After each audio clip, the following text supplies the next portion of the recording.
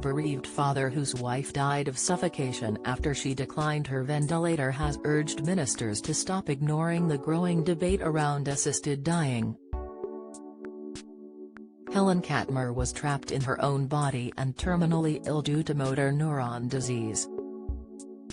Her husband of 19 years, James, watched her deteriorate over almost 18 months until she could only move her eyes and one finger. One day, while plugging in the iPad she used to communicate, he found she had been researching Dignitas. But Helen was too unwell to travel from their home in St. Neots, Combs, to Switzerland. She later told a hospital doctor via the iPad, "I want to die." In November 2016, Helen decided to hasten her death in the only way she could, by refusing the ventilator she had become reliant on to breathe. She was given drugs to stop her panicking as she slowly suffocated, dying 3 days later aged 57. James, 62, recalled, "I had been warned that her breathing would change in pace.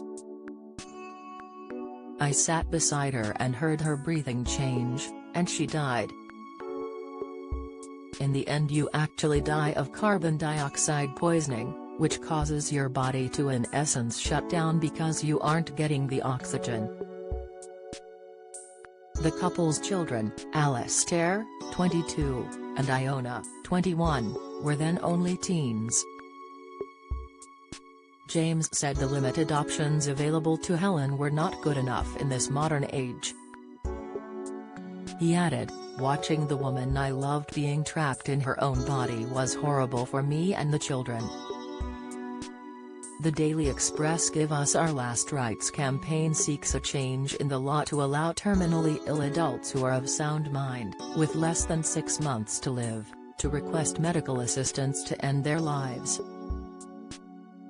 Assisting a suicide is illegal in England and those convicted face up to 14 years in prison.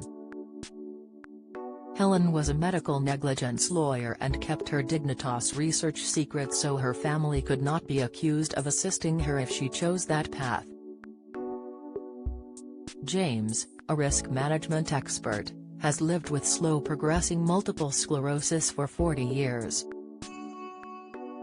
He struggles to walk more than 20 yards and uses a wheelchair. After witnessing his wife's suffering he has registered with Dignitas.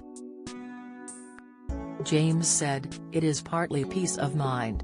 I don't want to have to commit suicide, I don't want to leave my children to find me one day. That's not to say I will go to Dignitas, it just means that should things get to a stage where I don't want to go on, and I can get myself on a plane to Zurich, then I can go." MS is not considered a terminal illness, but people with MS can reach a terminal stage, although this is hard to define. James wants the government to engage with the growing debate. He said, "It's not going to go away, this is a movement that's spreading around the world, and England and Wales are slowly and steadily being left behind. The beauty of any decent system is you don't have to use it if you don't want to." Davina Hare, of campaigners Dignity in Dying, said people would still travel abroad for assisted dying until a safe system was introduced. She added that others face a painful death at home or take matters into their own hands. "Dying people are calling out for choice," says Davina Hare. Having seen his wife Helen suffer at the end of her life, James wants, and deserves, choice over his own death when the time comes. He is not alone. Dying people are calling out for this choice. For as long as we do not have an assisted dying law, dozens of people like James when dying will be forced to travel abroad to have an assisted death. Those who make this journey often die before they are ready, when they have the strength to travel, which takes from them the final months of their lives. With a £10,000 plus price tag attached, Most people cannot afford this option. Those without the choice of Dignitas face the prospect of suffering at home, with 17 people a day dying in pain despite receiving excellent care. Others may feel they have no option but to take matters into their own hands, in lonely and often dangerous ways, just as up to 650 terminally ill people do every year.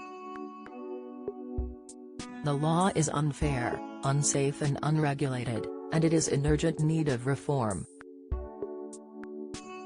Legislation to allow for terminally ill, mentally competent adults to access this choice would lead to more open and honest conversations about dying for everyone.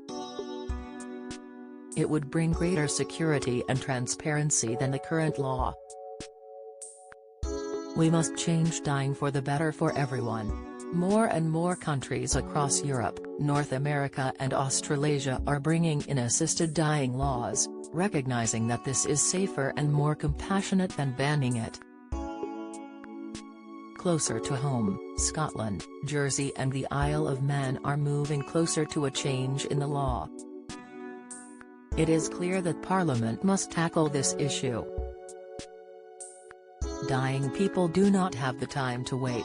Davina Hare is Deputy Chief Executive of Dignity in Dying.